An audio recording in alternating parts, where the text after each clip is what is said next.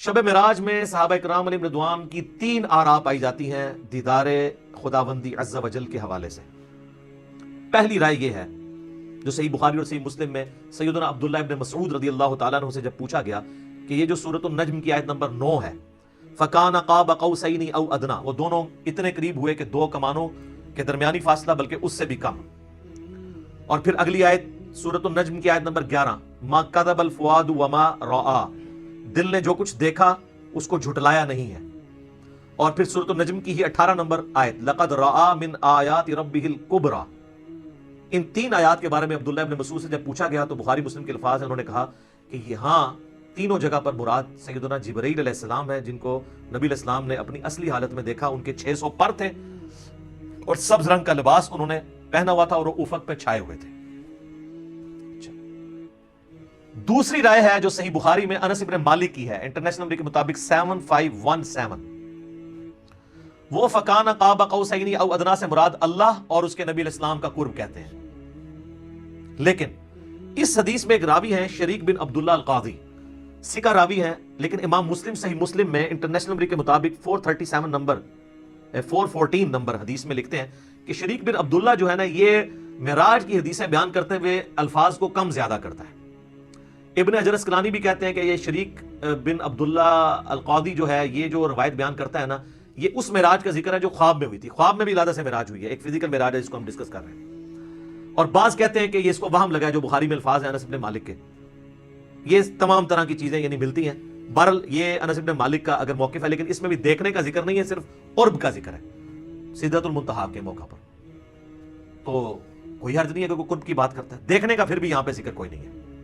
اچھا، انس بن مالک رضی اللہ تعالیٰ عنہ کے اس عقیدے کو سپورٹیو ابن عباس کی رائے ہے صحیح مسلم میں 437 نمبر حدیث میں۔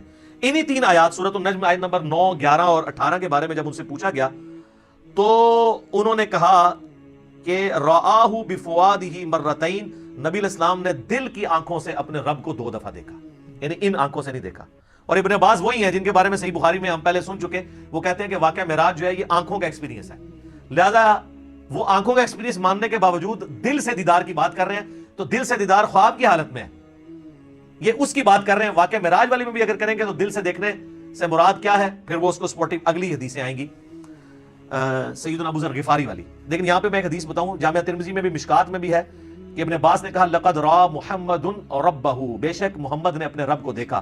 تو اکرمہ نے کہا کہ حضرت سورۃ الانعام کی آیت نمبر 103 ہے، لا تدرکہ الابصار، اللہ کو تو آنکھیں دیکھ نہیں سکتی، تو آپ ہمیں کہہ رہے ہیں کہ نبی علیہ السلام نے اللہ کو دیکھا۔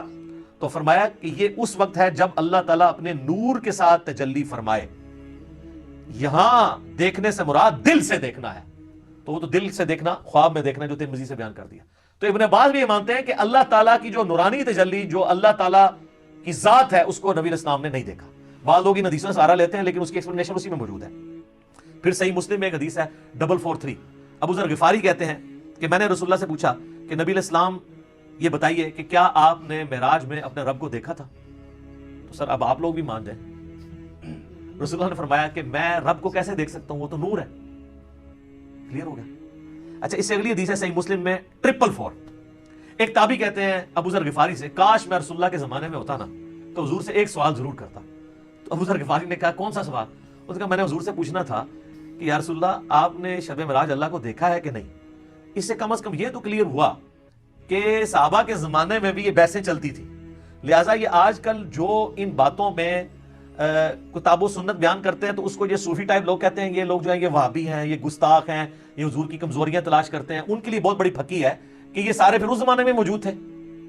تابعین کہہ رہے ہیں ابو ذر غفاری کو کہ ہم حضور کے زمانے میں ہوتے ہیں نا تو حضور سے پوچھتے کہ یا رسول اللہ آپ نے، اس کا مطلب تابعین کو صحابہ نے یہ عقیدہ نہیں بتایا۔ Point to be noted. تو ابو ذر غفاری نے کہا او بچے تو نے کیا پوچھنا ہے، میں خود پوچھ چکا ہوں حضور سے۔ اچھا، تو وہ کہتے ہیں میں نے جب رسول اللہ سے پوچھا تھا تو آپ علیہ السلام نے فرمایا کہ میں نے شب معراج ایک نور دیکھا تھا۔ یہ نہیں کہا، سوال ہو رہا ہے کہ کیا آپ نے اللہ کو دیکھا تھا، تو جواب میں ہونا چاہیے تھا ہاں میں نے اللہ کو دیکھا۔ جواب کیا دیا؟ میں نے ایک نور کو دیکھا تھا۔ ابو ذر غفاری کہہ رہے ہیں کہ حضور نے مجھے یہ جواب دیا۔ اس کی ایکسپلینیشن اس سے اگلی حدیثوں میں ہو رہی ہے۔ سر امام مسلم نے یقین کرے نا، وہ کہتے ہیں نا ایک سجی پھر کھبی پھر اتو پھر تلو، اے کنزیکٹیو حدیثاں جی 443 444 اور اس سے اگلی 445 اور پھر اس سے اگلی 446 ابو سعید خدری سے کہ نبی علیہ السلام نے فرمایا کہ اللہ کا اپنی مخلوق سے جو پردہ ہے وہ نور کا پردہ ہے، اگر وہ نور کا پردہ ہٹ جائے تو مخلوق تباہ و برباد ہو جائے، تجلی کی تاب نہیں لا سکتی۔ تو وہ جو آیا مسلم میں کہ میں نے نور دیکھا تھا، تو وہ کیا تھا؟ اللہ اور محمد رسول اللہ کے درمیان وہ پردہ تھا، کیونکہ اگلی حدیثوں میں آتا ہے کہ نور وہ پردہ ہے، ورنہ تو کہتے ہیں میں نے اللہ کا نور دیکھا، کہا میں نے ایک نور دیکھا تھا۔ اور 443 میں کیا ہے کہ میں اسے کیسے دیکھ سکتا ہوں، وہ تو نور ہے، اس کا اپنا نور نہیں دیکھا، پردے والا نور دیکھا، وہ ہٹ جائے تو مخلوق تباہ و برباد ہو جائے۔ بالکل کلیئر کٹ ہے۔ اچھا یہ تو ہوگی وہ والی دوسری والی رائے اور اس کی ایکسپلینیشن۔ اب اینڈ پہ میں آپ کو اپنی اماں کی رائے بتاتا ہوں جو آپ کو ہضم نہیں ہونی کبھی بھی۔ سر اماں نے جو کیا ہے نا اس امت کے ساتھ احسان، اور صوفیوں کے ساتھ ان کے سارے عقیدوں کو پیسیفک اوشن میں پھینک دیا۔ بخاری اور مسلم دونوں میں حدیث ہے، اما عائشہ تو انس ابن مالک، ابن عباس، ابن مسعود، ابو ذر غفاری، ابو سعید خدری جو یہ حدیثیں بیان کر رہے ہیں ان سب کو پیچھے چھوڑ جاتی ہیں۔ یہ آیات میں تو صحابہ کی آراء ہے نا، اور اما خود کہہ رہی ہیں کہ ان آیتوں کے بارے میں وہ پہلی امتی ہوں جنہوں نے رسول اللہ سے ڈائریکٹ ان آیات کی تفسیر پوچھی ہوئی ہے۔ تو اب پیچھے کوئی چیز رہ جاتی ہے؟ تو سر مرنے سے پہلے اے مسلمان کر لے اس پہ غور، کتابوں کا خدا اور ہے، بابوں کا خدا اور۔ تو سر یہ صحیح بخاری شریف انٹرنیشنل نمبر 4855، اور سر یہ صحیح مسلم شریف انٹرنیشنل نمبر 439 میں اما عائشہ کی ڈیٹیل حدیث ہے۔ اما عائشہ کے 5 عقیدے، میرا ایک کلپ پہلے کا چڑھا ہوا ہے، اس میں اما عائشہ نے جو عقائد بیان کیے ہیں وہ متقاضی ہے کہ میں ورڈ بائی ورڈ وہ حدیث بیان کروں، اور اس کے بعد قلم ٹوٹ جاتا ہے۔ اس میں اس کو کنکلوڈ کرتا ہوں۔ صحیح مسلم میں 439 نمبر حدیث، سر یہ مسلم شریف ہے جو پڑھی ہوئی نہیں ہے، پڑھی ہوئی بھی ہے۔ اس میں 439 نمبر حدیث انٹرنیشنل نمبر کے مطابق ورڈ بائی ورڈ سنیں، اور میں تو پھر اپنے سٹائل میں بیان کروں گا، ٹھیک ہے، تاکہ آپ کو مزہ بھی آئے، آپ اس زمانے میں پہنچیں۔